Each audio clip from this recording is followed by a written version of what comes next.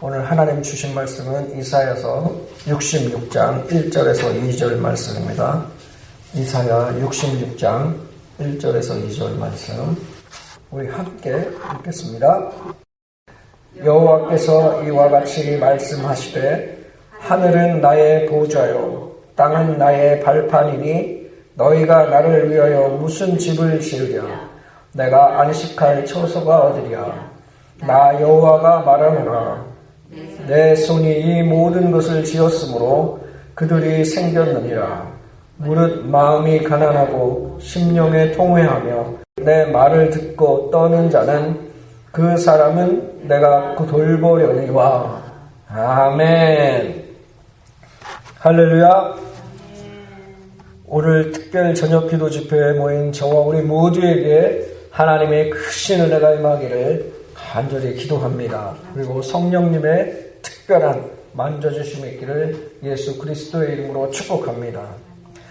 이제 오늘부터 올해 처음인 1월달 특별 저녁 기도 집회로 모이게 되었습니다.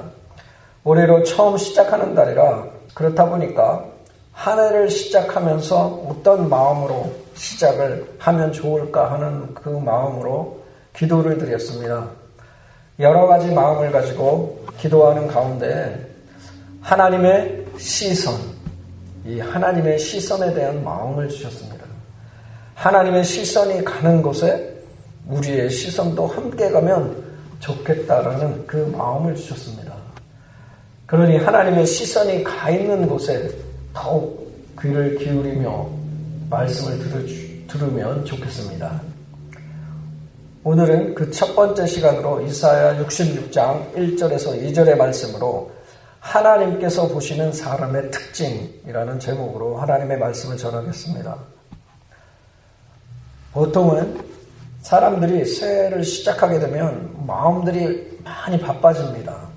올해는 내가 무엇을 바꿔야 할지, 어떤 목표를 세워야 할지, 어떻게 내가 더 잘해야 할지 여러 가지 생각을 하게 되죠. 그래서 우리들의 신앙도 종종 바쁘게 생각을 합니다.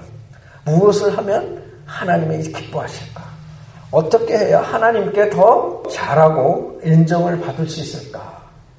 고민하고 또 생각을 하죠. 오늘 본문의 말씀인 이 이사야 66장도 마찬가지였습니다. 사람들이 하나님께 드릴 것들을 말하는 그런 때에 주어진 말씀입니다. 성전, 그리고 제사, 형식, 예배, 그런 모든 모습 등 이런 것들이 이야기를 하던, 그렇게 이야기가 되던 자리였습니다. 그런데 바로 그때에 하나님께서 말씀을 하십니다. 내가 누구인지, 그리고 내가 무엇을 보고 있는지를 분명히 말씀을 해주십니다. 이 말씀은 우리가 하나님을 어떻게 섬길 것인가 라는 그 이전에 하나님이 어떤 사람을 바라보시는지를 먼저 보여주고 있는 것입니다. 하나님께서 보시는 사람은 따로 있다는 것이죠. 어떤 사람인지 우리가 말씀을 보면서 살펴보겠습니다. 먼저 1절을 보겠습니다. 여호와께서 이와 같이 말씀하시되 하늘은 나의 보좌요 땅은 나의 발판이니 너희가 나를 위하여 무슨 집을 지으랴. 내가 안식할 처소가 어디랴 말씀합니다. 이 말씀은 하나님께서 성전이 필요해서 예배를 받으시는 분이 아니라는 말씀입니다. 하늘 전체가 하나님의 보좌이고 또 땅 전체가 하나님의 발판이라면 어떤 건물도 하나님을 모시기에는 충분할 수 없다는 것이죠. 다시 말하면 하나님께서는 사람의 손으로 만든 것에 갇히지 않으시고 인간의 수고로 채워질 분이 아니라는 것입니다. 그리고 우리가 드리는 그 어떤 것으로도 하나님께서는 부족함을 메우는 분이 아니십니다. 하나님께서는 이미 완전한 분이십니다. 아무것도 필요하지 않은 그런 않으신 분이 하나님이십니다. 저와 우리 모두의 도움을 전혀 받지 않으셔도 되는 전능하신 분이 하나님이십니다. 그런데 아무것도 필요하지 않으신 그 하나님께서 바로 그 다음 절에서 이 전능하신 하나님께서 뜻밖의 말씀을 하십니다. 2절 마지막 부분에서 이렇게 말씀하십니다. 내가 돌보려니와 말씀하시죠. 내가 돌보려니와. 하나님께서는 무엇을 가져오라 말씀하지 않으시고 무엇을 더 만들어라 요구하지도 않으십니다. 대신에 하나님께서는 사람을 보신다 말씀하십니다. 성전보다, 제사보다, 형식보다 한 사람의 마음 상태를 보신다는 말씀입니다. 전능하신 하나님께서 시선을 두시는 그 사람이 어떤 사람인지를 분명하게 말씀하십니다. 특별히 하나님께서 보시는 사람의 그 특징을 말씀을 하시는데 우리가 2절을 보겠습니다. 나 여호와가 말하노라. 내 손이 이 모든 것을 지었으므로 그들이 생겼느니라. 무릇 마음이 가난하고 심령에 통회하며 내 말을 듣고 떠는 자 그 사람은 내가 돌보려니와 말씀하십니다. 하나님께서 보시는 사람의 그 특징 첫 번째는 마음이 가난한 사람입니다. 마음이 가난한 사람. 이 마음이 가난하다는 말은 돈이 없다는 그런 말이 아니죠. 성격이 약하다는 그런 뜻도 아닙니다. 하나님 앞에서 마음이 가난하다는 것은 내 안에 기대어 설 것이 없다라는 것을 아는 상태입니다. 다시 말해서 하나님을 내가 붙잡지 않으면 하루도 제대로 설 수 없다는 그 사실을 인정하는 마음을 가진 사람입니다. 마음이 가난한 사람은 자꾸 자신을 낮추는 사람은 아닙니다. 오히려 아주 정직한 사람을 가리키는 것입니다. 정직한 사람. 주님, 저는 제 마음을 다스릴 힘이 없습니다. 저는 제 생각을 고칠 능력이 없습니다. 저는 나의 인생을 바르게 이끌고 갈 그 지혜가 전혀 없습니다. 이렇게 정직하게 고백하는 사람입니다. 이렇게 하나님께 도움을 구할 줄 아는 사람이 마음이 가난한 사람입니다. 내 속이 비어있다는 것을 아는 사람은 그 빈자리를 누구로? 하나님으로 채우려고 합니다. 마음이 가난한 사람들이 그렇습니다. 그래서 이 사람은 기도가 선택이 아니라 필요가 됩니다. 말씀도 취미가 아니라 생명이 됩니다. 성경에서 이런 사람이 누구였는가 하면 다윗을 우리가 떠올릴 수 있습니다. 다윗 왕은 왕이었지만 늘 자신이 약하다는 것을 알았습니다. 그래서 위기가 오면 먼저 하나님께 물었습니다. 전쟁 앞에서도 억울한 상황에서도 다윗은 주님, 제가 어떻게 해야 합니까? 묻습니다. 다윗의 강함은 원래 강해서가 아니라 하나님께 기대는 그 법을 알았기 때문에 나온 것입니다. 마음이 가난한 사람은 하나님께 자꾸 묻습니다. 하나님께 매달리는 사람입니다. 자, 그리고 또 한 사람을 떠올린다면 여리고성의 맹인이었던 바디메오입니다. 이 바디메오는 가진 것이 없었습니다. 그런데 그의 가장 큰 특징은 예수님이 아니면 소망이 없다라는 것을 분명히 알았던 사람입니다. 그래서 예수님께서 지나가실 때에 사람들이 다 조용히 하라고 해도 그는 어떻게 했는지 아십니까? 더 크게 소리를 질러 외쳤습니다. 왜냐하면 그 그에게는 예수님은 선택지가 아니라 유일한 길이었기 때문입니다. 유일한 길. 다윗의 자손이여, 나를 불쌍히 여기소서. 다윗의 자손 예수여, 나를 불쌍히 여기소서. 막 외쳤죠. 마음이 가난하다는 것은 바로 이런 것입니다. 여러 방법 중 하나로 하나님을 찾는 게 아니라 하나님만이 길이라고 믿는 마음입니다. 오늘 하나님께서는 저와 우리 모두를 보시고 먼저 네 마음이 지금 어디에 기대고 있느냐, 네 마음이 지금 어디에 기대고 있느냐를 보시는 것이죠. 내 마음이 내 경험에 기대고 있으면 기도는 형식이 되어버립니다. 내 마음이 내 능력을 기대고 있으면 하나님의 말씀은 하나의 참고서가 될 수밖에 없습니다. 참고 자료가 되는 것이죠. 하지만 내 마음이 하나님께 기대기 시작하면, 의지하기 시작하면 내 안에 빈자리 때문에 오히려 은혜가 들어올 공간이 생기게 되는 것입니다. 그래서 하나님이 보시는 사람은 가득 찬 사람이 아니라 하나님을 필요로 하는 그 사람입니다. 마음이 가난한 사람은 자기 인생의 주인이 자신이 아니라는 것을 인정합니다. 그리고 그 자리에서 이렇게 고백을 합니다. 주님, 제가 빈 마음으로 왔습니다. 주님이 이 빈 마음을 채워주십시오. 채워주셔야 합니다. 고백하죠. 하나님은 바로 그런 심령을 그냥 지나치지 않으십니다. 그 마음 위에 주님의 시선이 머무는 것입니다. 이러한 가난한 마음을 가진 저와 우리 모두가 되기를 예수 그리스도의 이름으로 축복합니다. 아멘. 하나님께서 보시는 사람의 특징 두 번째로는 심령에 통회하는 사람입니다. 심령에 통회하는 사람. 이 통회한다는 말은 단순히 이 감정에 북받쳐 울었다는 그런 뜻이 아닙니다. 눈물이 있다고 다 통회하는 것은 아니죠. 통회하는 그 심령은 하나님 앞에서 자기 마음이 깨지는 경험을 하는 것입니다. 하나님 앞에서 자기 마음이 깨지는 경험을 말하는 것이죠. 내 죄와 내 상태가 갑자기 또렷해 보이고 그것이 두려워서가 아니라 하나님 앞에서 너무 부끄럽고 아파서 마음이 눌리는 상태입니다. 하나님 앞에서 주님, 저는 괜찮지 않습니다 라고 솔직히 말할 수 있는 마음입니다. 성경에서 이런 모습을 가장 분명하게 솔직하게 보여주는 사람이 베드로입니다. 베드로는 자신 있게 말했죠.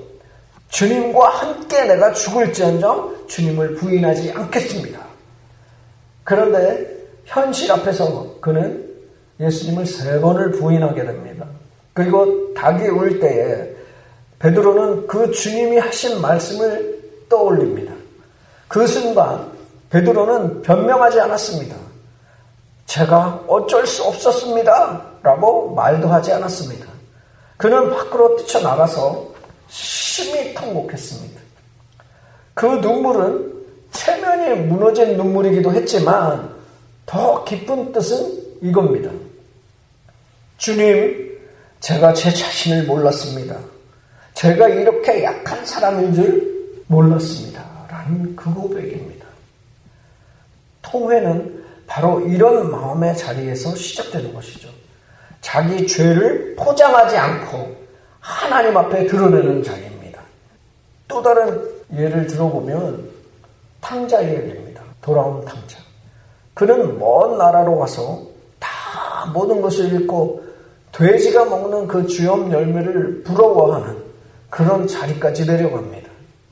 그런데 그가 돌아온 이유는 단순히 그가 배고파서 돌아온 것이 아니죠. 어느 순간에 그 마음이 무너집니다.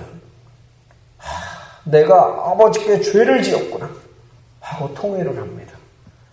그는 아버지를 향해서 돌아오면서 이렇게 말하려고 준비를 합니다. 그 마음 가운데 나는 이제 더 이상 아버지의 아들이 아니라 그 아들이라는 이름을 일컬음을 감당하지 못하겠다. 내가 가면 아버지의 하나의 종으로 내가 살겠다라는 그 마음가짐을 가집니다. 이런 통회하는 심령은 하나님께서 가장 가까이 받으시는 심령입니다. 아버지는 막 바깥으로 신발을 신지도 못한 채 잊은 채 막 아직 보이지도 않은 그 조그만 개미의 그런 모습과도 같은 그 작은 모습이 저 문 밖에 보이는데 그것을 보고 신발을 신지도 못하고 뛰어나가는 그 아버지가 그 아들을 혼내려고 나간 것이 아니죠. 안아주려고 달려간 것입니다. 마음껏 안아주고 품어주려고 달려간 것입니다. 통회는 사람을 끝내는 그 문이 아니라 다시 시작하게 하는 문입니다. 그래서 통회하는 심령은 절망이 아닙니다. 오히려 하나님께서 가까이 오셨다는 그 신호입니다. 마음이 무디어진 그 사람은 죄를 지어도 아무 느낌이 없습니다. 그러나 통회하는 사람은 하나님 앞에서 찔립니다. 그 찔림이 은혜입니다. 하나님은 바로 그런 심령을 가볍게 여기지 않으십니다. 그 마음이 다시 살아나도록 붙들어 주십니다. 우리가 오순절날 베드로가 3,000명을 회개시킬 때에 그 회개한 사람들의 마음에 찔림이 있었음을 압니다. 그 사람들의 그 마음의 찔림은 은혜였습니다. 회개한 사람들에게 은혜였습니다. 내가 어떻게 할꼬? 우리가 어떻게 할꼬? 외쳤던 그들의 마음은 은혜의 찔림이었습니다. 오늘 저와 우리 모두의 마음 가운데 내가 어찌할꼬? 우리가 어찌할꼬? 외치는 그 울림이 있었으면 좋겠습니다. 나의 죄와 나의 상태가 또렷하게 보이고 그것이 두려워서가 아니라 하나님 앞에서 너무 부끄럽고 마음이 아파서 눌리는 그 상태를 보게 되는 저와 우리 모두가 되기를 간절히 바랍니다. 이제 마지막으로 하나님께서 보시는 사람의 특징 세 번째로는 하나님의 말씀을 듣고 떠는 사람입니다. 내 말을 듣고 떠는 자라는 것은 하나님의 말씀을 가볍게 여기지 않는 태도를 말씀합니다. 말씀 앞에 떤다는 것은 내가 겁이 많아서 떠는 것이 아닙니다. 벌이 무서워서 움츠려드는 것도 아닙니다. 이 말은 하나님을 무섭게만 여긴다는 그 뜻이 아니라 하나님을 진짜 하나님으로 인정하는 태도를 말합니다. 말씀을 들을 때 그냥 좋은 말이네, 은혜스럽네, 여기에서 끝나지 않는다는 것이죠. 하나님께서 나에게 지금 말씀하시는구나 라고 받아들이는 마음입니다. 이 모습을 보여주는 대표적인 사람이 어린 사무엘입니다. 사무엘은 성전에서 하나님의 음성을 들었을 때에 자신의 생각, 자기 생각대로 해석하지 않았습니다. 그는 이렇게 말했습니다. 말씀하옵소서, 주의 종이 듣겠나이다 고백합니다. 말씀하옵소서, 주의 종이 듣겠나이다. 이 고백이 말씀 앞에 떠는 마음입니다.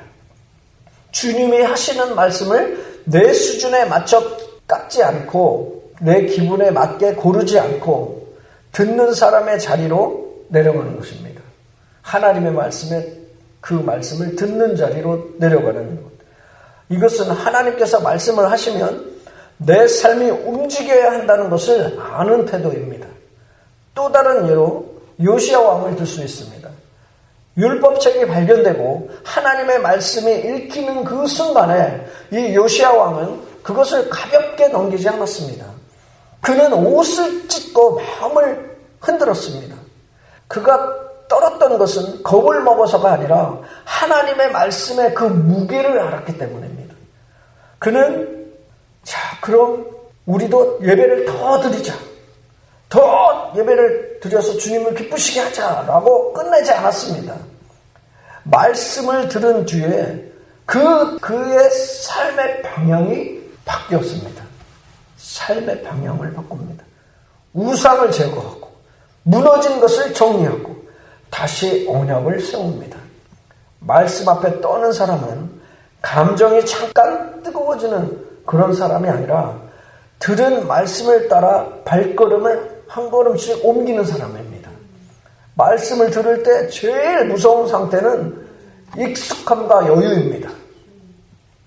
많이 들었다는 그 이유로, 아는 내용이라고 하는 그 이유로 말씀을 가볍게 그냥 지나가게 하는 것입니다. 반대로 말씀 앞에 떠는 자는 익숙해지지 않은 사람입니다. 하나님의 말씀이 언제나 내 삶을 비추는 거울이라는 것을 잘 아는 사람이기 때문입니다. 그래서 하나님의 말씀 앞에 자신을 항상 세웁니다. 말씀 앞에 세워봅니다. 그래서 그 사람은 말씀이 마음을 찌를 때 피하지 않습니다. 주님, 고치겠습니다 라고 행동으로 반응을 합니다. 하나님께서는 바로 그 태도를 보십니다. 저와 우리 모두도 항상 들었던 말씀이라고 그냥 넘어가지 마시기 바랍니다. 우리 믿는 자들이 실수하는 게 그겁니다. 20년, 30년, 50년, 심지어는 1년밖에 되지도 않았는데 아는 말씀이라고 우습게 넘겨버립니다. 아는 말씀이라고 그냥 지나쳐버립니다. 받아들이지 않습니다. 아는 말씀이라도 그때 주님이 주시는 그 감동과 은혜와 사랑은 다 다릅니다. 왜 그런지 아십니까? 이 말씀은 영적인 세계의 말씀이라 그렇습니다. 영의 세계에 있는 말씀은 같은 말씀이라도 다 다르게 저와 우리 모두에게 다가옵니다. 여러분, 우리의 작은 이 머리로 그 넓은, 우리가 볼 수도 없고 이해할 수도 없는 그 넓은 영적인 그 은혜의 말씀을 내가 조금 아는, 조금 외우는 그 말씀으로 그냥 지나쳐 버리시겠습니까? 그러니 말씀 앞에 교만하지 마시기 바랍니다. 익숙함과 여유를 부리지 마시기 바랍니다. 말씀 앞에 항상 겸손히 내가 처음 듣는 마음으로 대하시기 바랍니다. 그리고 들은 말씀을 가지고 삶의 방향을 바꾸려는 그 모습으로 살아가기를 애쓰는 저와 우리 모두가 되기를 축복합니다. 사랑하는 성도 여러분, 오늘 하나님께서는 어떤 사람을 돌보시는지를 분명히 보여주셨습니다. 하나님의 시선은 하나님을 절대적으로 필요하고 죄를 숨기지 않고 주님께 정직하게 말하며 말씀 앞에서 삶을 바꿀 준비가 된 그 사람에게 가 있습니다. 새해가 시작되었는데 마음이 메말라 있다면 바로 오늘 하나님 앞에 빈 마음으로 서면 되는 것입니다. 혹시 죄책감이 묻고 있다면 숨기지 말고 주님께 내어놓으면 되는 것입니다. 말씀을 들을 때마다 그저 흘려보냈던 부분이 있었다면 오늘 이 시간부터 다시 말씀 앞에 서면 되는 것입니다. 하나님께서는 그런 모든 마음을 가진 사람을 외면하지 않으십니다. 오늘 말씀이 저와 우리 모두에게 큰 소망인 것은 하나님께서 돌보시는 사람의 조건은 화려한 그런 것이 아니라는 것이죠. 어떤 좋은 조건의 배경도 아닙니다. 실력도 아닙니다. 누구든지 지금 이 자리에서 하나님께 마음을 열면 되는 것입니다. 하나님께서는 그 사람은 내가 돌보겠다 라고 말씀을 하셨습니다. 오늘 이 저녁에 성령 하나님께서 우리 가운데 한 사람 한 사람을 살피시면서 붙드실 것입니다. 믿으십니까? 이 시간 주님께 고백하기를 원합니다. 하나님, 오늘 이 저녁에 나의 마음을 보시고 돌보아 주시옵소서. 하나님을 절대적으로 필요로 하는 마음을 주시옵소서.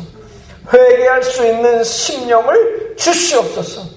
말씀 앞에 겸손히 서는 태도를 회복하게 하여 주시옵소서.